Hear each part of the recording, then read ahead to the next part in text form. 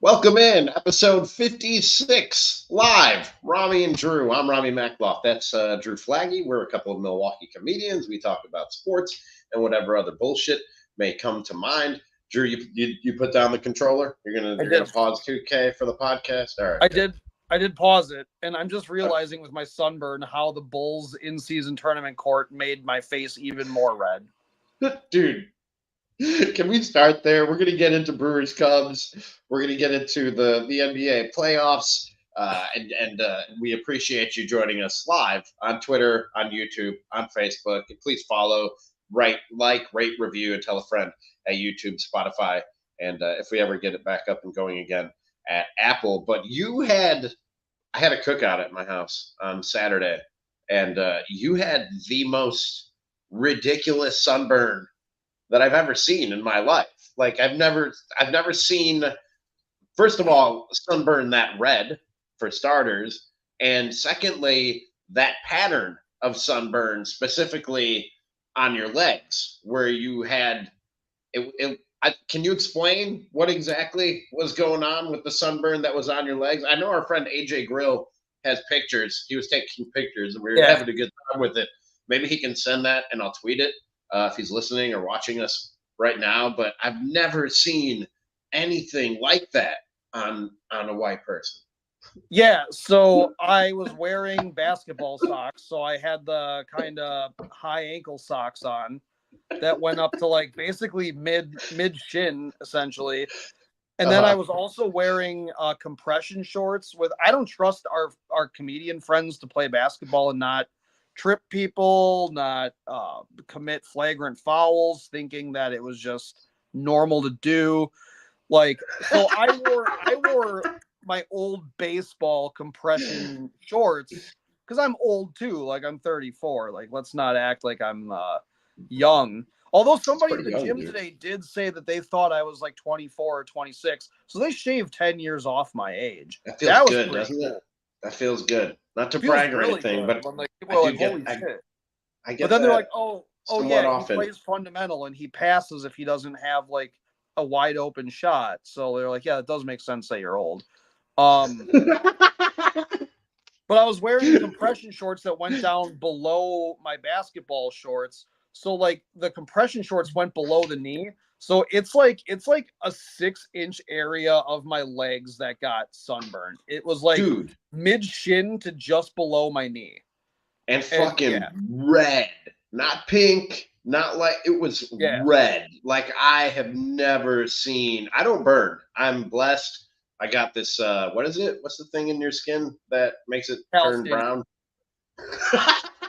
Yeah, that I got that going on for me. So I literally do not burn. I don't. I know people are gonna in the comments or tweet at me. You really should use sunscreen. I've never used sunscreen.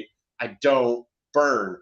I've seen plenty of people burn. Never like that. Listen, Never like that, dude.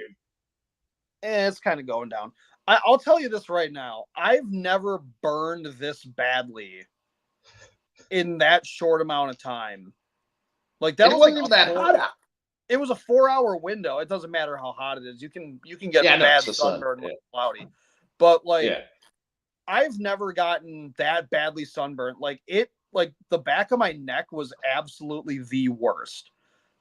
That's what got it the worst. And like that started blistering like that night. I also had heat stroke, by the way. You know when I kind of just powered down around the fire and I was kind of like, well, Yeah, you did my check out girlfriend at wanted one to point. stop. She wanted to stop at the High Note. Shouts out to the High Note. She wanted Shout to out. I stop know. there because You she like works there. karaoke. That's the place for you. Well, no, she wanted to go stop there because one of the bouncers, he just graduated grad school. Pretty cool. Like, he didn't get to have his party a couple weeks ago. So we went to go say hi to him. And, we're friends with the owner. We're friends with a lot of the staff there and stuff. So it's like, and there are a lot of her coworkers, but all the comics know everybody. So like we stopped in there to say hi. I just stood by the water tank and just drank water. I was like, and like, dude, one of the bartenders, like God bless her, like she was like, Drew, are you okay? And I was like, yeah, I'm fine. Why? She goes, because you're You were swaying in not. circles. You are not okay. I stayed at my girlfriend's house that night, I woke up at like 3 a.m. to go pee. Like literally, I didn't drink when I was at the bar, and I only had 3 seltzers at your place. Like I didn't drink any beer. I ate a little bit at your place, but like other than that, like I got You ate a little bit. You ate 3 giant Italian sausages. You ate more than a little bit, and then talked about how you were at a deficit. I was at a deficit that day. I guarantee you that those sausages did not exceed 3,000 calories. Anyways, if a foot-long sub from Subway is like 950 calories, those sausages were not. Those were Al Capone sausages from Robert's Specialty Meats. Shout out Robert's Specialty Meats. They have literally all the pizza toppings in them. They have all the pizza toppings in them. It's the best thing. The Al Capones are the greatest. They're so good. I was so happy when you said that every one of those sausages was that. If they were just regular brats, I wouldn't have gone that hard on those. Dude, people liked them so much at the last cookout. I was like, that's all I need to make. Yeah, that really is. I mean, people should probably get everything from Robert's Specialty Meats, but no, like I got up at 3 a.m. to go to the bathroom, and then I just like sat on the corner of the bed, and my girlfriend thought I was having like an existential crisis. I was like, no, I'm fine. The next morning, I woke up and I was like, yeah, I felt like I was going to throw up. And she was like, were you drunk? I'm like, I think I had heat stroke. And she goes, oh, yeah, that does make sense considering how you were fidgety and you just kind of powered down at some point. That'll happen. Yeah. And I have 2 of the same size Yeti water bottles, and my work gave us like another really big Yeti. And I had 4 Gatorades in my backpack. Like, it wasn't like I was dehydrated. Is that sunburn pattern still on your legs? Can you it's weird to ask you to show us your legs on the podcast, but can you show us your legs? So my end table that I prop this up on, it actually my coffee table actually has a desk thing that like folds up. So it's like way higher up. So I see. I could Damn. No, I got sweatpants on, but that's why you should do yoga. You'd be more flexible. Nah, you're not. You can't really see it. If AJ Grill, I've been putting the green aloe goop on me for a while. I mean, it's good. You can kind of get the itchiness and everything's gone. At the gym today, like when I was sweating a lot, though, it did like blister a little bit, and so when I came home and. Yeah, dude, I've never had sunburn this bad. Like, dude, I told you, I've gotten sick 4 times than I normally do in a regular year this year. I sunburned way worse. Like, dude, age caught up to me. But then some dude at the gym was like, dude, you're like 24. I woke up sick the next day. I got like a sinus infection or something. I woke up feeling like shit the next day. And I didn't drink that much either. These aren't hangovers, people. I know people are watching, they're like, yeah, you were at a cookout, you woke up not feeling well the next day. No, we're just old and we get sick and achy often. Well, it's just what happens as you get up there in years. The crazy thing was, like, I was walking around and I couldn't tell if the back of my calves hurt because of the sunburn or if it was because we were playing basketball on concrete. I was like, I don't know. It was the sunburn. It was 100% the sunburn. No, because it went away in a day. No, the sunburn was still there. No, it was absolutely the jumping up and down on concrete. That was bad. I need to show people this sunburn. If AJ Grill is watching right now, live on YouTube, Facebook, or Twitter, like a lot of you are right now, and we appreciate that. Do what it says on the bottom of the screen. Follow us, like us, rate us, review us, tell a friend about us on YouTube, Spotify, and Apple. Drew, let's get into the thing that we usually convene. Oh, you got more? Speaking of, are we going to do Brewers Cubs? Yeah, that's what I was just about to jump into so here. Speaking of that, I didn't series up tonight because that's not my responsibility. But did you see the memes I'm making about you with your W shirt? No, I didn't. Well, just wait till you come across them on Twitter. Because how you not going to tag me? What kind of bitch shit is that? That's some honestly, coward shit. It's someone else's responsibility. I don't even care to do it today. Is it on Twitter? Is that where you're? You look for it. Of course I'm going to look for it now that you said it. Of course I'm going to look for it. What I made about but why wouldn't you tag me? Why? What's the word for that? Damn, I'm drawing a blank. I don't know. But like, I think it's funnier for you to find out without me tagging you. Oh, when you have literally just one onion ring and your large fries from Burger King. I like that actually. I like when they give you the one onion. Yeah, it's a nice little treat. I know, but it's like it's only one. By the way, Drew was talking about this. I don't know if people can see that on the old camera there. Yeah, they can read it. Whatever. They get the idea. That's That's a me. good template. I'm gonna have fun That's with me. that one for a I couple tweeted days. tweeted out that picture at Ramie is tweeting. I was at the game tonight. I'm a Cubs fan, in case you didn't know, and I saw my team win. And Drew, honestly, like more than like I'm not a shit talker. You've gone to Cubs-Brewers games with me. I'm not there to pick a fight or start an argument with Brewers fans. It's not my vibe. But like more than like being excited or celebrating or talking shit in any way, shape, or form, I was just relieved. Man, this Cubs team has been struggling bad. They had lost 5 straight coming in, 8 of their last 10 of their last 13. They haven't scored more than 4 runs in about 10 games. Their bullpen is shit. They were supposed to be a very good defensive baseball team. They have not been that. They can't score runs. I was just relieved that they ended the win streak. I was on the score in Chicago yesterday, and I was saying, like this series has a big feel.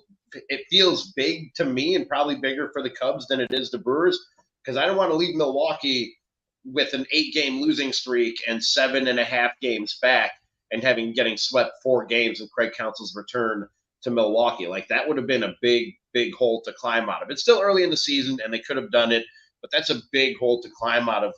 I'm glad they avoided the sweep and ended the losing streak. My major feeling coming off this one from the Cubs side of things, and you can tell us from the Brewers side of things, was just relief that they were able to pull this thing out in extra innings. I think 6-3 was the final.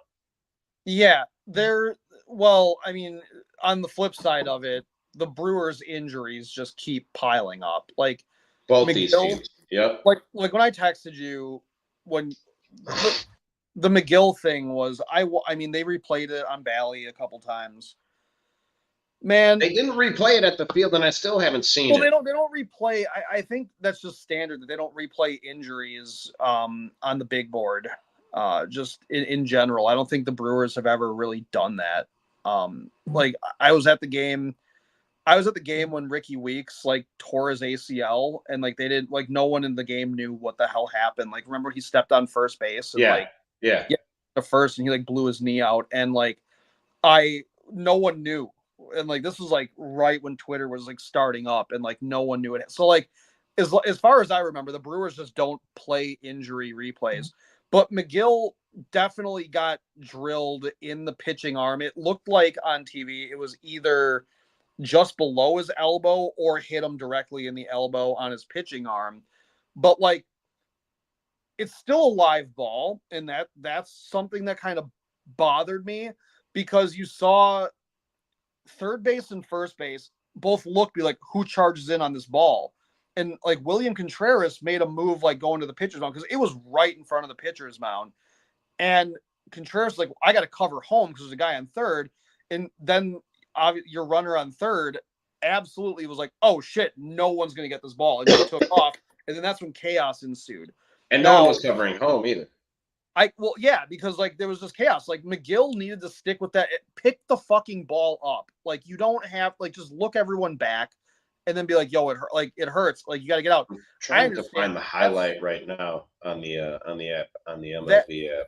Getting hit in the arm like that has to be one of the most miserable feelings in the world. Like I'm not, but I'm like, you're still out there to do a job too, and he put 8 other guys in a situation where they didn't know where they were supposed to be. Like man. Again, I didn't see it. But I think at that point, like it's like adrenaline almost takes over. The way I'm about to watch it. I'm gonna find it right now in a second. I'm about to watch it. But the way that you described him reacting, I feel like it was literally just his adrenaline taking over, and him not even. Like that, dude, that happens, and I can't really blame a guy for that when that happens. That you don't think for a few seconds when you get that adrenaline rush often. So if that's what happened to him, then I mean he's human, dude. Should happen. But to me, this was very akin, and this is like one of the few times where I was like very annoyed by something that happened with the Brewers. Actually, another big thing that I can say, because this happened in extra inning, or no, this happened in the 9th for the Brewers. Or when did the Cubs load the bases? Was that the 8th or the 9th? It doesn't, but it was like Seventh. It was the seventh inning when they how deep we have to play Jackson Chourio, and now this bit us in the Boston series, and this bit us now tonight, where again runs didn't come across tonight, but Chourio, they have to play him so far back, and he refuses to sell out for a ball the way like Frelick and Blake Perkins will. Like he just doesn't.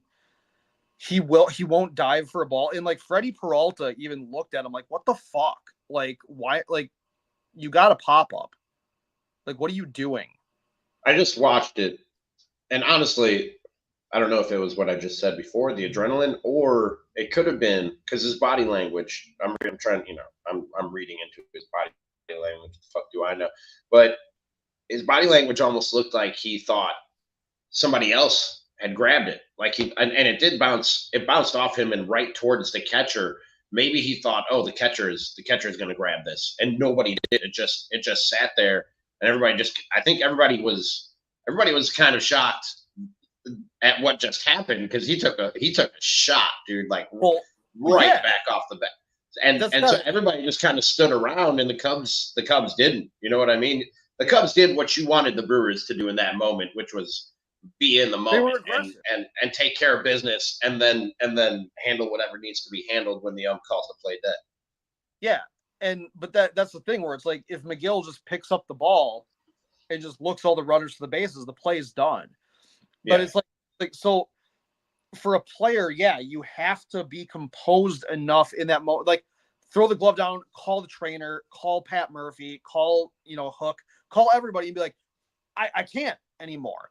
And Hobie Milner, he didn't pitch great after all that happened. So who knows? Milner maybe gives up 4 runs. He maybe gives up 3. Who knows? Like it doesn't really matter in the grand scheme of things. Cubs put up 5. I don't know what damage you mitigate when the guy you brought in that was warmed up has to go down. And then you have to emergency throw a guy in there. Like I'm not going to really blame anybody for it, but like just in that brief moment, it would have been nice if like McGill would have picked up the ball and just had, I'm going to use the word professionalism to just stick with the fucking play and then be like, the word you used before, I think is a better word. Composure, a little more composure, if anything.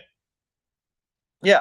Well, like this kind of goes back to, remember, like this is when we had Sparky on, and I mentioned something about Brooke Lopez, and he talked about how many times Lopez over the entire Bucs season bitched about calls, didn't get his ass back on defense, and then the ball came back to his other end, and he was still complaining about plays. It's just a brain dead play. Like that's all it is. It's unfortunate. Like, and he's the way that he was shaken up by it and everything, and seemed pretty frustrated. He's going on the IL. It looked bad. It looked bad. Like you said, and for folks who didn't see it, I saw it live, but I was watching the ball, I was watching the base runners, and then like I said, they didn't replay it in the stadium. So I just watched the replay a few times now while you were talking there. And I can't remember ever seeing a guy just start walking off the field as soon as he got hit by the baseball. And he just headed right for the dugout. So it had to be something. And I don't know what it is. I hope it's not serious, but the way he reacted, it looked like it might be pretty serious. Well, from what I heard, that the teams that make it the furthest in the playoffs are the teams that are the healthiest. I've heard that from a philosopher. Yeah. So the great philosopher Tyrese Halliburton said that last night. No, he didn't. He did. He said he learned over this postseason that the team that is usually the healthiest goes the furthest. I mean, you could hear that and say, "Wow, that's some self-awareness." Terry told me that he understands exactly how they got to the Eastern Conference Finals. That sounds like a guy who knows. Growth. A Pacers fan did tweet at me and tell me that Bucks fans gave out Tyrese Halliburton's address, and I asked him where I can get that address so I can send him a request to or I'm going to send him a spoon to eat my whole ass because fuck. So Enjoy Cabo, you dipshit loser. Did you want to move on from the NBA from the No, Brewers and get into the NBA playoffs? I actually want your thoughts on. So that is Craig Counsell's. You want to call it a homecoming because love don't live here no more. I mean, honestly, and I said this yesterday on the score, dude. I don't give a shit about y'all's jilted ex-lover bullshit act. Okay. Like, I don't care. That's between y'all. Like, that's between you and Craig. You know what I mean? No, this is part of sports. Rivalries are a part of sports. Rivalries make sports fun. Okay.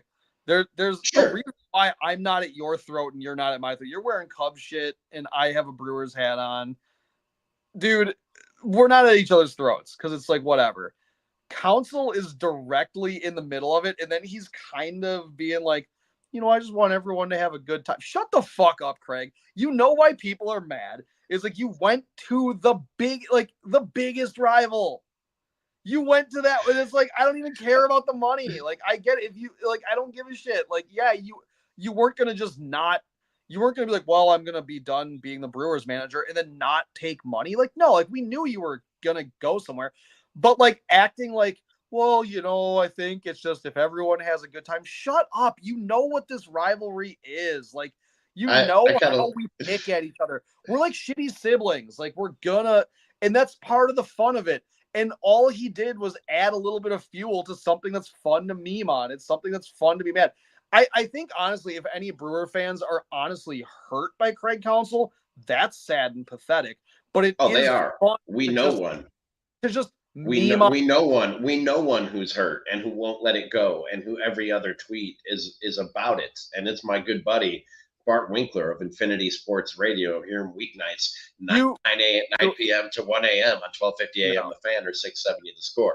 But Bart, I don't even know if Bart would admit this. I think Bart's a lot more like me, where it's so much more fun to meme on it, and it's just so much more fun to just poke at it and troll. And I told both of you, if I was a Brewers fan, I'd be more upset with the Brewers than I would be with Craig Counsell about that whole situation. Not that I wouldn't give Craig Counsell the business and boo him when he comes out, because yeah, he did go to the most hated team and blah blah blah. But from my perspective, and yeah, it is fun to talk shit. I don't hate the Brewers. I got nothing against the Brewers. If the Cubs don't win the division, I want it to be the Brewers, and it probably will be one of those two teams this year, the way that things are playing out. But even if I did hate the Brewers, the whole Craig Counsell thing doesn't involve me. Like he's our new manager. That's my relationship to Craig Counsell. He's the new manager of the baseball team that I root for. His jilted ex that doesn't want to let it go is none of my business. That's between y'all. That's between you and Craig. And if you want to make him the bad guy in this whole thing and boo him and spray paint signs that have his name on it and act like he didn't do anything for this organization, go right ahead, dude. I don't think it's a great look, but again, it's not my business. That's between y'all. That's you and your ex, and you guys handle that. All I care about is how does he manage my baseball team. Well, yeah, and I mean, but like that's the same thing with like, do you think Yankees fans were like, I know we got Johnny Damon. Sorry, Reds. Oh, and he cut his hair. Oh, I'm sorry. Like, do you think Yankees fans were like, oh, let's just go play baseball, guys? Come on, it's just baseball. But no, Red Sox fans were like, you went to the one team that we don't want to. There were 29 other teams, and it's like, no, it's like that. There is something to it where they go to your biggest rival and like. You trade like sure. If you, as the kids say, fumble a baddie. If you fumble a baddie, Drew, and that baddie gets to go out there and decide who their next partner is going to be. You fumbling them is where this whole thing went wrong. If you didn't want him to end up in the Cubs' lap, then you should have taken better care of him when you could have. And kept him, but they didn't.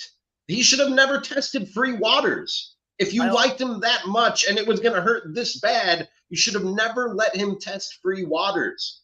That's on you, the Milwaukee Brewers, not you. That's on the Milwaukee Brewers, man. That's on Mark Attanasio.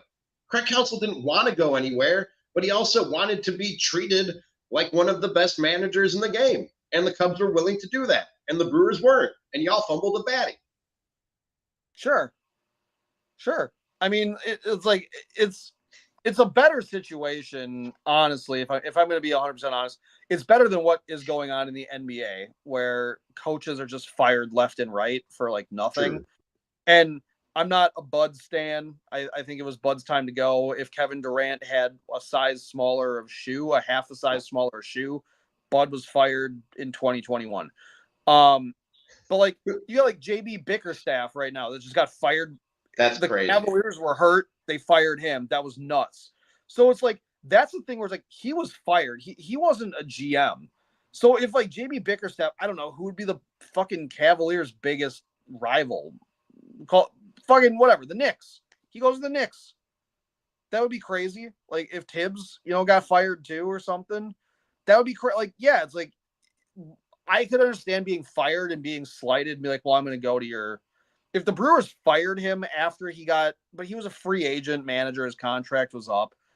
I get it. And it's like all this, but it's also his persona of, I'm a Milwaukee boy through and through. And it's like, and then you went to the Cubs. Like, but he is like, and that's, and that y'all keep getting upset that he's a human. You know what I mean? That yes, he went and took a job somewhere else, but his hometown is still his hometown, and he still owns a house there, and he still goes and lives in that house when the Cubs have home series. There are people. He goes to Bucks games because he's a Milwaukeean and a Bucks fan. Why are you upset that this dude's a person? There are people who are technically people who have to register to be on certain websites and have to introduce themselves to their neighbors. Do you think people want them in their community? No. It's not the same thing. I don't want the playgrounds in Milwaukee, I'll tell you that. I don't. Sorry. That's your prerogative, sure. Well, and that's fine. And it's like there are people who can fuck up bad enough that they don't deserve to be a part of our community or be in our good graces. Some of them are, they commit heinous crimes. And some of them go and they work for the Chicago Cubs and be like, but like, I can still come to a Bucks game. Yeah, you can go to every Bucks game in June this year, Craig. Go sit at the Fiserv Forum. Go pop your own fucking popcorn too. He will be. Go get Tyrese Halliburton food and go eat my ass. Tyrese Halliburton's from here. You think he's part of our community? No, but Tyrese Halliburton doesn't have the legacy in Milwaukee and Wisconsin that Craig Counsell has. And mark my words. Mark my words. I don't know if we'll still be doing this podcast. God willing, we will be. Once his tenure with the Cubs is gone, and there's a little distance put between that and him, and he's retired or he's doing whatever he's doing after he's the manager of the Cubs, y'all will welcome him back, and y'all will give him a standing ovation, and he'll probably have, I don't know, he probably blew the statue, some kind of plaque, some kind of day, you know what I mean? And he'll deserve it. And he'll deserve it. And if you don't believe me, I got 2 words for you, Brett Favre. Yeah, well, Brett Favre also won us a championship. True. So could be wrong. I do see it happening. Also set NFL records. Like Craig Counsell doesn't have a record in a Brewers uniform. He has 2 World Series rings, but they're not with us. Craig Counsell is the best manager in Brewers history. Sure, that's great. Well, he has just as many rings as all the other ones. He had as big a hand in bringing this team out of the Stone Age as anyone else. Him along with David Stearns. No, because you could even still go with Doug Melvin and Mark Attanasio for all that. Like, remember what was it? What was the guy's name that was there before Doug Melvin that basically drafted that entire team? Dude went to the Mariners. Fuck, my dad would know. Was it Gord Ash?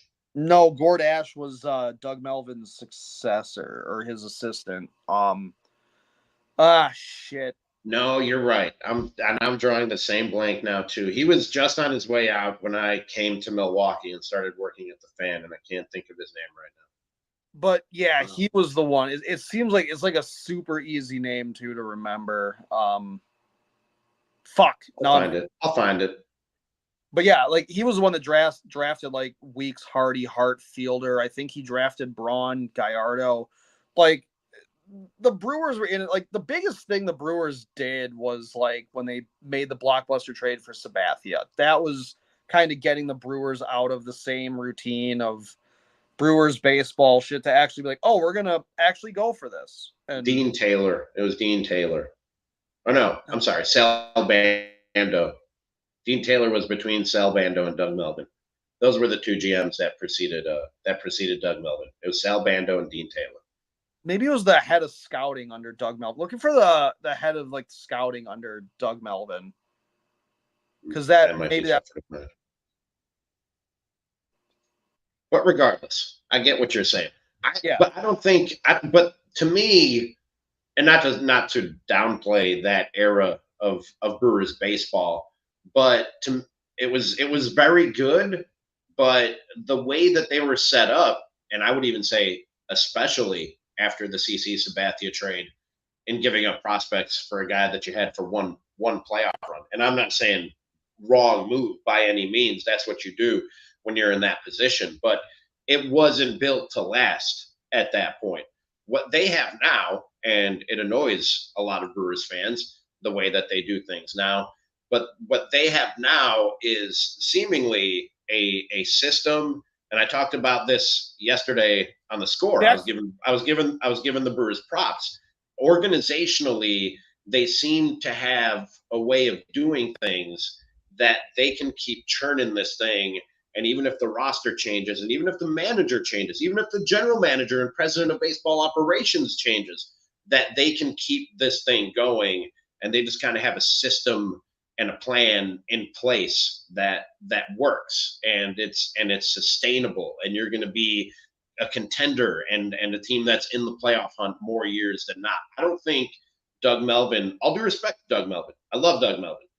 I had a lot of great conversations about baseball with Doug Melvin, and I think he was a very good GM. But I don't think that Doug Melvin necessarily set them up for this. I think what they have now started with David Stearns and Craig Counsell and Matt Arnold. And yeah, you do have to give credit to Attanasio for hiring all those guys. Yeah. The name I was thinking of was Jack Zarenznik or Zarenznik or something like that. No, that's right. Zarenznik. That's right. You got it. Yeah. Yeah. He was the one that ended up, I think he ended up being of the Mariners or something like that. But yeah, no, like that was the guy who drafted all those dudes. But yeah, I get it that like the Brewers culture changed under Craig Counsell. It's just like I said, I'm more on the camp of I like joking about it, memeing about it, whatever. Sure. Like I don't expect Craig Counsell to lay awake in bed being like, what did Drew have to say about me tonight? It's like, who cares? It's just like it's the same thing as, well, I got a Pacers fan skin yesterday because I started just tweeting pictures of the 2021 Hawks and putting on the stage, McConnell and DeAndre. I did take quite a bit of joy. At first, I was like, man, I hate both these teams. I don't want to see the Pacers or the Celtics win. But then it dawned on me, like, there's a good chance I might get to watch both of them lose. Which, if you think about it, Drew, all my favorite teams to watch lose have gotten it so far this year in the playoffs. It was the Sixers in the first round, the Knicks in the second round, the Pacers in the conference finals, and if the Celtics go down in the finals, I'll get to see. That's the big four of teams and cities that I like to watch lose. Huh? The Heat went down also in the first round. The Heat went down in the first. Like this is a good year for being a hater. You know what I mean? Yeah, I mean, we were also on Did I told you what I did today at the gym where I just fucking hoed that guy real bad, right? Like that was I told a couple people about that. That's good. I'm glad you were able to tell that story. Do you want me He to was wearing tell? a Devin Booker jersey, so he deserved it. You're right. He deserved it. Okay, no. It wasn't that he was wearing a Devin Booker jersey. He was wearing the entire kit. Like he had the purple jersey, the matching shorts. He had the D Book shoes on, and I one-on-one him, and I beat him by like 8. Like Nice.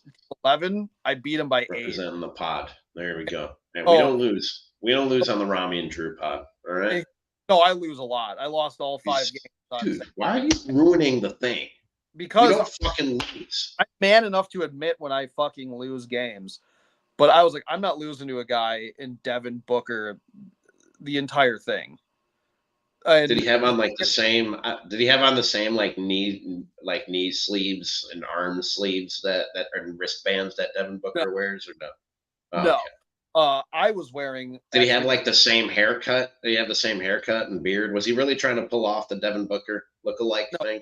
White. He was also a white guy, so like let's just get it out of the way too. He wasn't also wearing mascara like Devin Booker, and I don't think that he really watches Keeping Up with the Kardashians.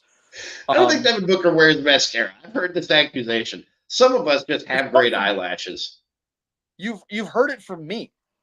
Some of us just have great eyelashes. All right. Don't hate because you don't. You know what I mean? What did you hear me say just now? You said some of us have great. What did you hear? What did you think I said? You said Devin Booker uses mascara. And I'm telling you, some of us just have great eyelashes and we don't need mascara, is what I'm telling you, Drew. So for all the people watching, this is what I did to this guy. I got it to game point, right? And I hunted. I straight up hunted just an isolation face-up jumper 17 feet away on the right wing. I hit him with the Chris Middleton icing it for the 2021 finals, dude. That I hunted it. I got the shot.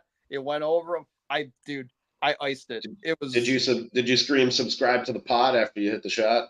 No, I said July. Son of a bitch. 21. That's all I said. You keep dropping the ball, dude. I told Gary that like when I rolled my ankle, he was like, "How'd you roll your ankle?" I'm like, "Do you subscribe to my podcast?" Because subscribe to the pod. Yeah, I can't answer your questions if you don't. By the way, you should subscribe, follow, rate, review, like, tell a friend. We're on YouTube. We're on Spotify. We're on Apple, except for the last few episodes, because man, fuck Apple. But we'll get. There's no need to get into that right now. I did want to wrap this up soon, Drew, because it's late and I had a long day. I spent 4 hours at the Milwaukee tow lot because the Kia boys got me, but I got them back. My car is back, Drew, and I think it's fixable. Did I tell you? My car was found? No. Well, you told me it was found, and you told me that you were at the tow lot, and then you said that like depending on how your car's condition is. So they fucked up the whole steering column and ignition. So I had to have it towed. And then the tow guy pulls up. He already has my car on the flatbed, and he goes, "You can start that, right?" And I was like, "No, I don't. I tried and I couldn't." And he was like, "Oh, I know how to. My shit's already on your tow bed, dude. Why are you telling me this now?" But I didn't even want to. The car was filthy inside. It's going to need to be fixed anyways. So I had it towed to a shop to be fixed. But it's not totaled out. Like no, I talked to a mechanic, and he said that they can fix this if it's the usual thing that they come across in these situations. But man, is there a more miserable fucking place than a tow lot? Like nobody wants to be there. The people who are there are either there because their car got towed or stolen. The people who work there, their lives have gone really wrong and they don't want to be there either. It's just, and it smells like BO in that place constantly. I think they hire a baby to cry in the tow lot because there was a baby there. There were different babies. They were taking shifts. There were babies crying the entire time. A junkyard baby. In the tow lot. They got junkyard babies. Dude. Dude, I went to the bathroom. I go to wash my hands. There's no soap in the soap dispenser. I walk out of the bathroom. There's a hand sanitizer thing hanging on the wall. I wave my hand under it. There's no hand sanitizer in there. There's a big bottle of hand sanitizer. There's a big bottle of hand sanitizer with a pump thing on the top. I pump it. There's no hand sanitizer. There's nothing good about the Milwaukee tow lot. Nothing at all. It's hell. It's what I imagine hell is. No, so it's like a Subway basically. Yeah, basically the same thing. Not like a train. I'm talking about like a Subway sandwich place. Yeah, the Subway sandwich place for sure. Yeah. No, that Subway is actually the saddest place on earth to me because if I you don't ever think so, dude. I've walked into a Subway a couple different times, and there's been somebody just eating a Subway salad by themselves, and that really makes me. That just makes me welcome China. I'm like, if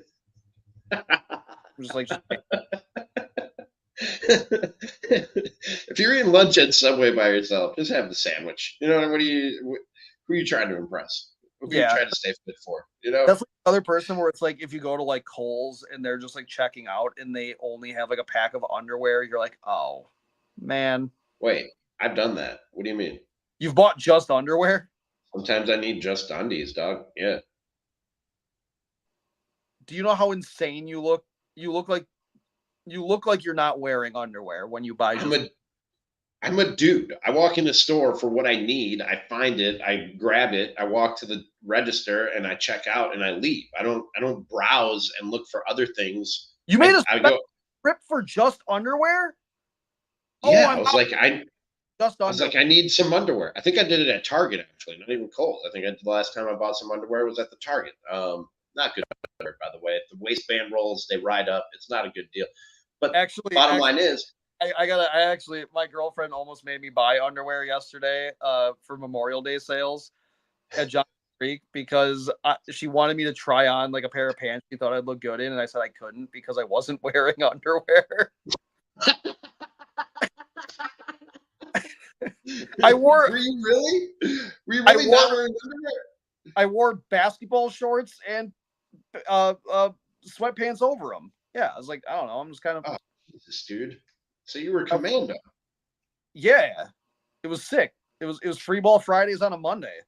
Happy holidays, everybody. I can't do it. I need support. You know what I mean? I need my like as Kramer once said on Seinfeld, my guys need a house. Yeah. So I've gone down like 2 pant sizes since I've been going back to the gym. So nice. I kind of had to compensate, but like there was I got like a pair of like it was like 36 waist, and I could literally fist in this way, and like I still wasn't touching. I was like, damn, dude, I went down quite a few, and that was with basketball shorts underneath. They're Under Armour basketball shorts. They were thin, like they're not super thick. I'm not judging you. I'm just saying I can't do it. I don't like the feeling. My girlfriend was like, she's like, you're gonna buy fucking underwear here, and you're gonna put on. I'm like, I am not buying underwear to go try on more clothes. I had to have. You wouldn't do it. You refused. You weren't doing it. I had to have that conversation in the Adidas store.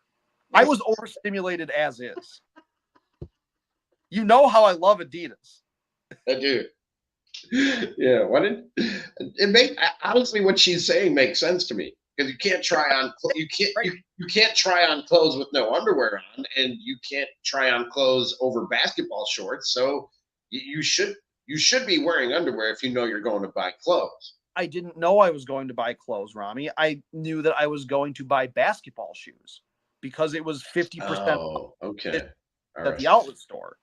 I was on a mission to find more Adidas basketball shoes that I can wear to the gym. I broke in the blue pair today. Tomorrow I'm doing the black. Enough about you. Can we just real quick talk about this Wolves Mavs series that was extended tonight? Our Wolves. That's me, you, and our friend Phil Mackey and everybody at Score North and up in Minneapolis. Our Wolves stay alive with the win in Dallas tonight. That series now 3-1. Was that like, okay, cool, good job, you didn't get swept, or do you think that this thing is not over, Drew? I think it's a little bit of both.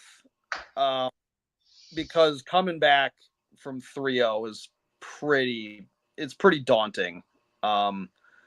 I don't like the discourse around Rudy Gobert. I think that's ridiculous where people are talking about him just getting cooked by Luka. It's like Luka's really fucking good. I don't know if you heard of him. But like they're making they're making Rudy Gobert the scapegoat for why the Wolves have lost all these games. The first 2 games of the series, Anthony Edwards didn't shoot very well, and Cat has been terrible from 3. And but like at this point in the season, Ant's never made it this far. Cat's never made it this far. They're going to keep doing what got them as far as they've gotten. Like, you can't tell these guys, okay, for these next 3 games, completely change the way you played all season long. Like, Cat had one of the best 3-point shooting seasons for a big man in NBA history this season. Rudy Gobert, Defensive Player of the Year. I know Kendrick Perkins' fat ass went back on that. He was like, that was a mistake for me to vote for him. Why? This isn't a postseason award. Rudy Gobert was really good in the regular And season. also, man, and we talked with Phil Mackey of Score North about this. When he's getting cooked by the best players in the world. Like he was sticking Nikola Jokic, and the dude just does what he does, which is like reach his arms back like this and somehow get the ball up in the air and it goes through the basket. That's why he's a 3-time MVP. Luka Doncic is a future MVP. Like, he's going to win at least one of those things, and he might carry his team to a championship this year. Like, Rudy Gobert is not getting cooked by I don't know, name a scrub. He's getting cooked by the best players in the world. Obi Toppin, Andrew Nembhard, Aaron Nesmith, Pascal Tyrese Siakam. Halliburton. Yeah, those guys. Yeah, he's not getting cooked by any of that. And also, the Mavericks have done a really good job of getting switches where they get more agile players to be on, to be against Rudy. So Rudy gets pulled up to the perimeter. He gets pulled far away from the basket where he's the most effective.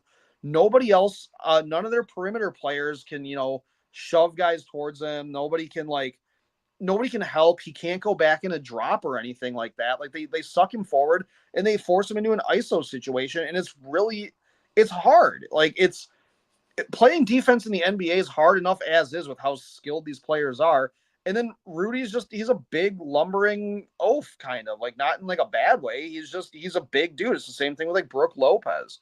So it's like smaller guys that are quicker, that have better handles and stuff off the dribble, they're going to get by him, or they're going to get around him, or they're going to be able to step back on him. Like, it happens, man. Like, I don't know. Like, I think Rudy's getting unfairly kind of crucified for this series when the Mavericks are just a really good fucking team.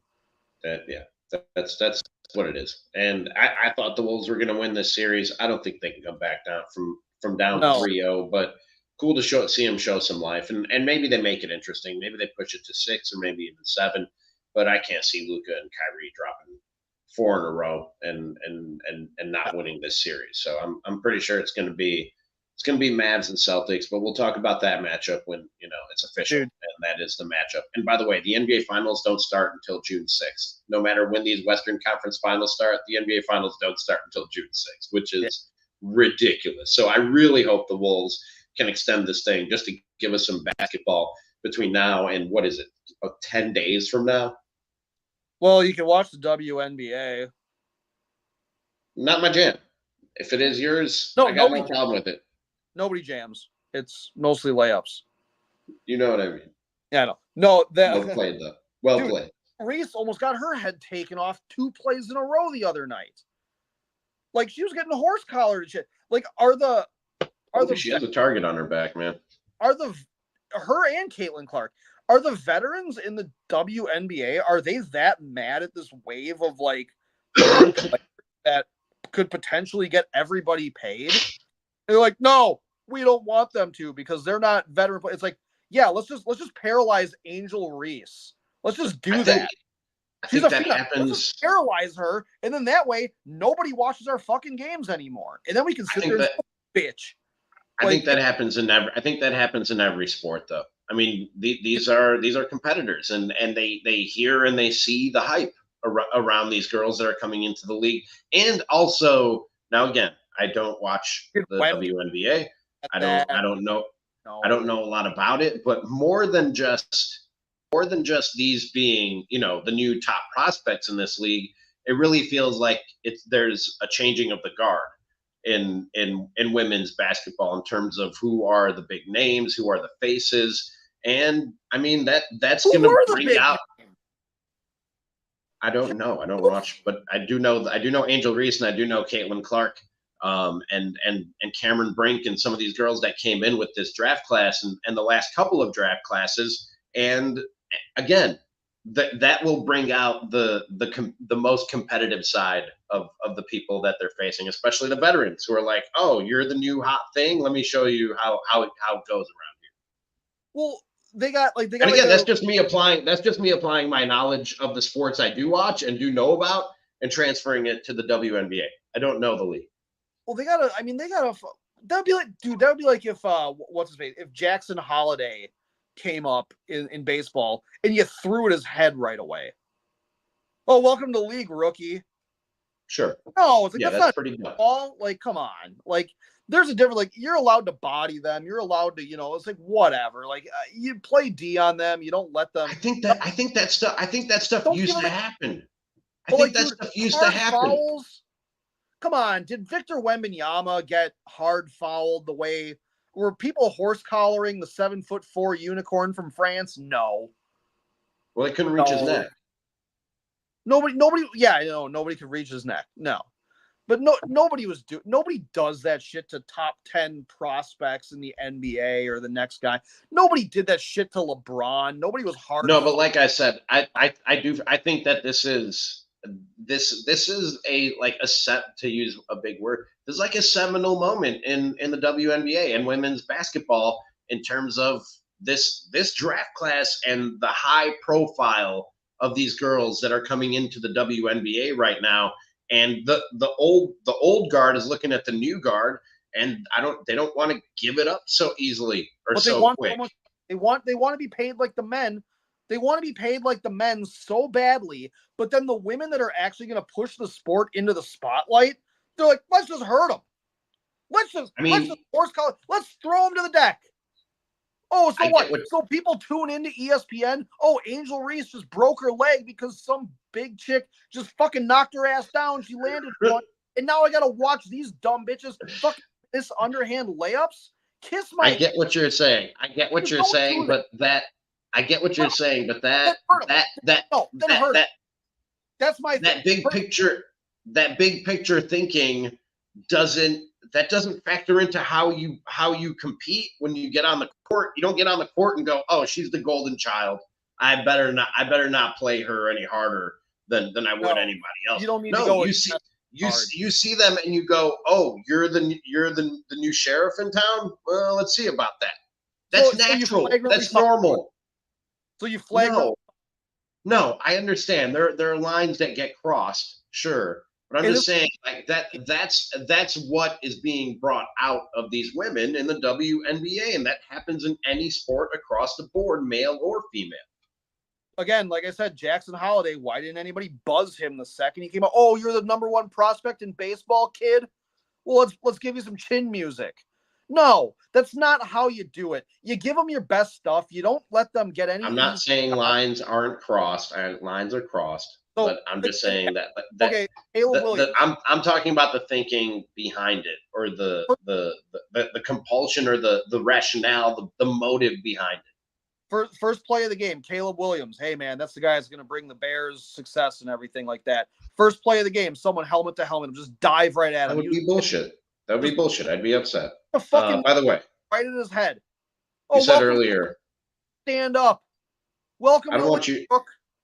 I don't want you to. I'm not defending that. I don't know. I don't want you to leave the show feeling too good. You said earlier that someone in the gym told you that you look young for 34. Huh? That was sick. That was fire. What did you say? That was fire. That I got 10 years shaved off. What? Well, our buddy Steve Sparky Pfeiffer. Catch him weekdays 2 to 5 on 12:50 a.m. The Fan, Wisconsin Sports Daily. He says, "Wow, I thought Drew was 45 or so. Ha ha ha." So sick. 10 years younger, 10 years older. So it all balances out. Yeah, dude. I try to wear jerseys so I look younger, dude. Like, come on. I think you look your age.